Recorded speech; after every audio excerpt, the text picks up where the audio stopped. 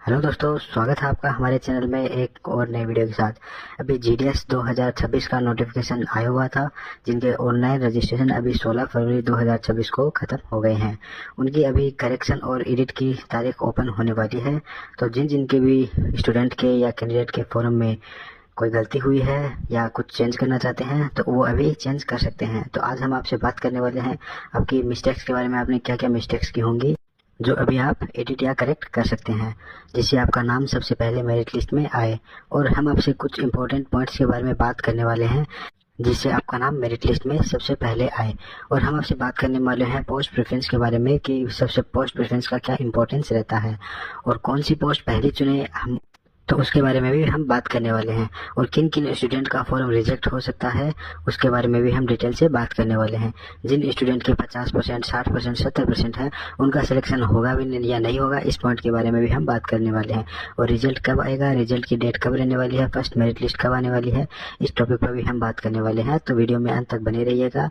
और आपको डिस्क्रिप्शन में एक लिंक दिया है टेलीग्राम चैनल का, जिसको आप ज्वाइन कर लीजिए ताकि फ्यूचर में आने वाले कोई भी डिटेल से आप मिस ना हो। चाहे मेरिट लिस्ट हो, चाहे रिजल्ट हो, जीडीएस भर्ती से हो, चाहे किसी भी रिलेटेड हो, उस आपसे मिस ना हो। और साथ में चैनल को भी सब्सक्राइब कर लीजिए अगर आपने नहीं कर रखा है, तो इस पे भी आने वाली सभी डिटेल्स आपके पास सबसे पहले पहुंचे। तो चलिए अभी बात कर लेते हैं कौन कौन से ऐसे 5 पॉइंट्स हैं जो आपको फॉर्म एडिट या करेक्शन करते समय आपको सबसे ज़्यादा ध्यान में रखना है। चलिए अभी बात कर लेते हैं जीडीएस में आवेदन करते समय आपने कौन कौन सी ऐसी गलतियां की होंगी जिनको आपको अभी करेक्ट करना है, एडिट करना है फॉर्म में।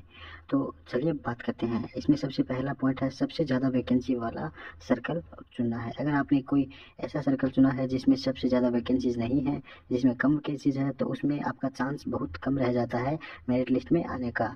क्योंकि बहुत से ऐसे स्टूडेंट हैं जो ऐसी जगहों से फॉर्म भर देते हैं जहाँ पोस्ट कम है, तो उनका चांस कम रह जाता है उनके मार्क्स ज़्यादा होने के बावजूद। तो सबसे ज़्यादा वैकेंसीज वाला सर्कल आपको चुनना है। दूसरे पॉइंट की बात करें, सबसे ज़्यादा वैकेंसी वाला डिवीज़न चुनना है। आपने सर्कल सेलेक्ट करने के बाद ऐसा डिवीज़न चुनना है उसके अंदर जिसमें सबसे ज़्यादा वैकेंसीज हो, क्योंकि जहाँ पर सबसे ज़्यादा वैकेंसीज होगी आपका चांस सबसे ज़्यादा वहाँ पर बढ़ जाता है। बात करते हैं तीसरे पॉइंट की और इम्पोर्टेंट पॉइंट की, सबसे लो लेवल की पोस्ट सबसे पहले चुने। तो हमने वीडियो में स्टार्टिंग में बात की थी कि आपको कौन सी पोस्ट सबसे पहले चुननी है, उसके बारे में हम बात करेंगे। तो सबसे लो लेवल की पोस्ट आपको सबसे पहले चुननी है।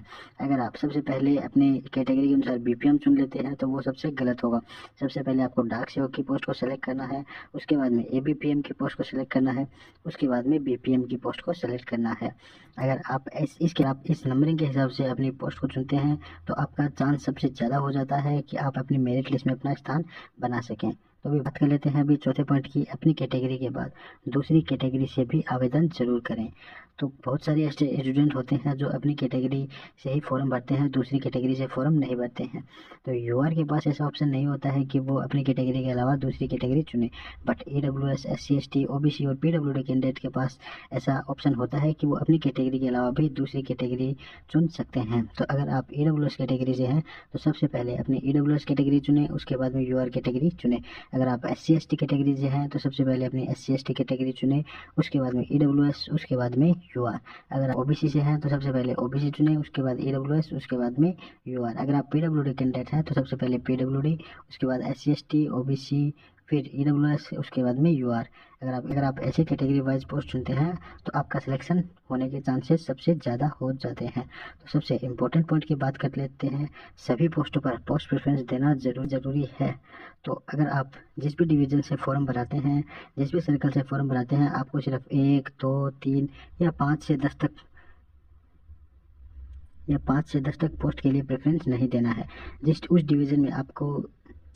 उस डिवीज़न में जितने भी आपके आगे पोस्ट आती है, जितने भी प्रेफरेंसेस आते हैं पोस्ट को चुनने के लिए, वो सभी चुनने हैं। अगर आपके पास 50 आते हैं, 50 को सिलेक्ट करना है अपनी कैटेगरी के अनुसार। अगर 100 आते हैं तो 100 को सिलेक्ट करना है, 200 आते हैं तो 200 को सिलेक्ट करना है। उसमें क्या होता है कि आपके चांसेस सबसे ज़्यादा बढ़ जाते हैं कि आपका नंबर, आपका सिलेक्शन मेरिट लिस्ट में सबसे पहले आए।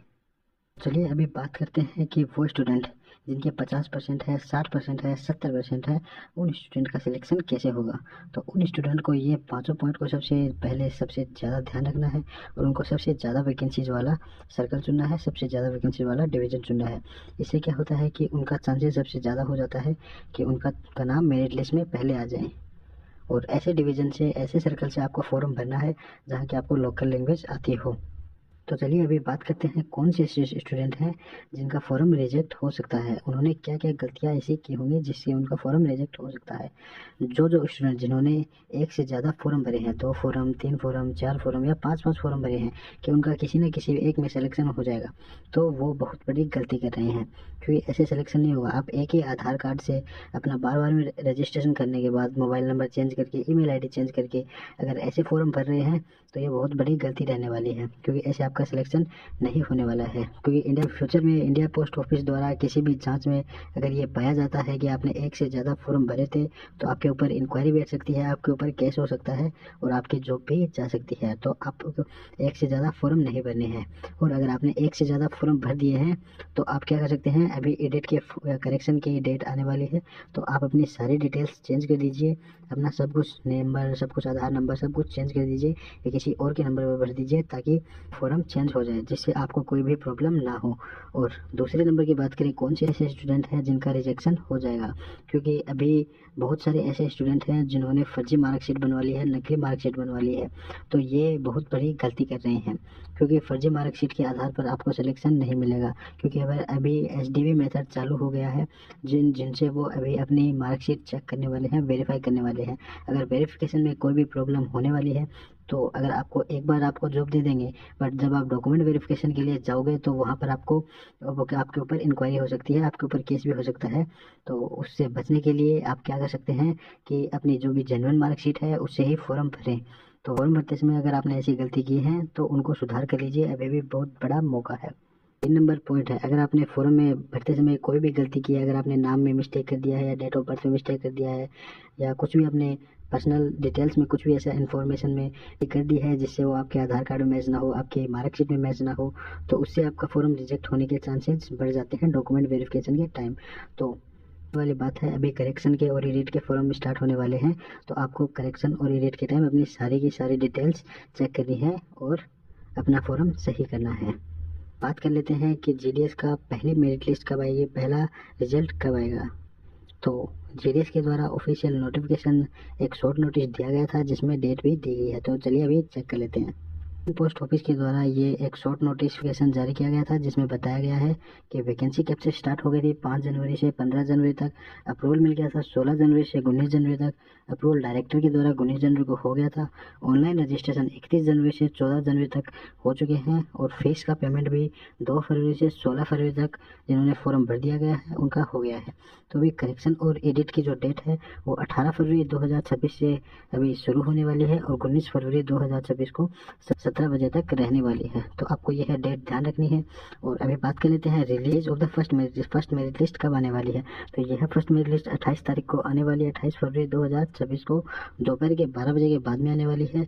तो आपको यह डेट सबसे ज़्यादा ध्यान में रखनी है। इंपॉर्टेंट बात इसमें ध्यान रखना है आपको 18 तारीख और 19 तारीख। अगर आपने फॉर्म में कोई भी गलती की है, उनको सुधार करना है, कुछ चेंज करना है, तो आप 18 और 19 तारीख को कर सकते हैं। उसके बाद में ये आपको मौका नहीं मिलने वाला है। यह है सबसे बड़ी भर्ती आई है जीडीएस की तरफ से, तो आपको इसको बिल्कुल भी नहीं छोड़ना है, इसमें फॉर्म भरना है और कोई भी अगर गलती हुई है तो उसको आपको चेंज करना है और सही करना है।